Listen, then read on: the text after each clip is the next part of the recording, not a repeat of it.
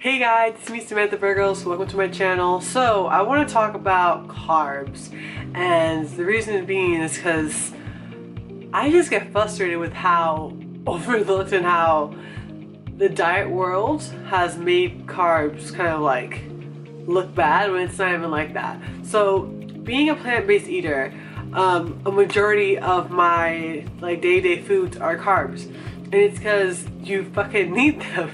Like, you need them, period. So I kind of want to talk about today where this crazy stigma behind carbs comes from, and then also what good carbs you actually need in your diet to actually be healthy and how to incorporate them. So stay tuned. Okay, so carbs. Carbs are basically our body's way. There's a macronutrient, and our body gets the glucose from there and gets all its energy from there. And that's probably why when you're like on a low carb diet, you're tired, because carbs are what gives you energy, right? So this is a stigma. Carbs are basically have been like fucked over by the Atkins diet and all these diet trends and everything. And it's because there are good carbs and bad carbs. And bad carbs have like taken over the word carbs for everyone, right? So bad carbs are highly processed and like sugars and all that stuff. So for example, dough, just processed fake stuff like breads, like really processed bread, Detroit rice, sugars, basically all those foods have no nutrients in it, but they're very high calories. So that's why when to cut out carbs to lose weight, yes, it does work because you're eating less food that is kind of like high calories. But if you were to eat, like, for example, carbs that are very, very high in nutrients and very low in calories in comparison to the higher calorie carbs, you'll be fine.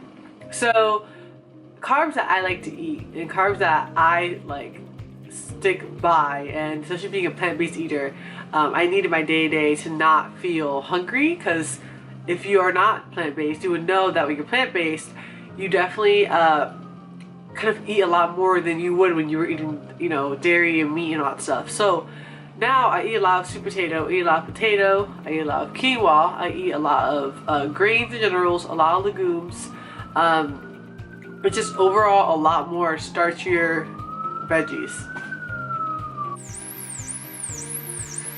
Okay, I had to let that siren go by. Alright, so I eat a lot of starchier veggies, and they've helped me with a lot besides, because the veggies I'm eating are... Okay, so this is a good carb I eat. This is bread, but basically if you look at the ingredients in the bread, the ingredients in this bread is super clean. There's nothing crazy in the bread, and it's actually good for you. So this is the kind of bread I get. I get it from Whole Foods. Of course, there's other breads in it. Just read the ingredients. Another one is quinoa. This is like my baby, because quinoa are seeds that are full of protein, really great carbs for you, and they can really replace rice really easy. So win-win. Then we have the good old classic sweet potato. Sweet potato. He's so yummy. I love sweet potatoes. I can share some recipes on how to do that. If you want some, let me know. Comment below. Then we have some bulgur. And this has been, buckwheat. Sorry. Buckwheat. So now we have some buckwheat. And buckwheat is actually like another grain, like rice replacement, but not really. I still prefer quinoa over this. We have potato. We have potato, which is super common and always looked bad upon, but if you bake a potato, it's really good for you. It has a lot of vitamins that your body does need. Just don't fry them, right? Because the oil basically makes it a really high calorie food, and it has no nutrients at all, versus if you bake the potato or boil it or whatever. So yeah. And then we have brown rice, right? So rice is bad, right? No, it's not. Rice is actually really good for you. Actually, rice and beans are like a complete source of protein. There's actually a lot of protein in rice as well. Just make sure it's brown rice, not white rice. Very high nutrients, a lot of vitamins as well, and a lot of fiber. And the key in reality of everything, fiber is what makes you full, not necessarily the carbs or the protein or whatever. So, or not even the fats really. So fiber is what's good for you. Fiber is what makes you full.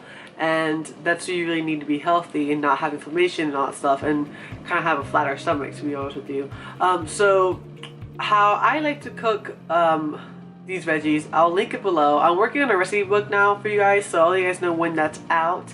But yeah, and also carbs are very much linked to diabetes and all that stuff, and linked to all kinds of stupid diseases and all kinds of stuff, and it's necessarily not true.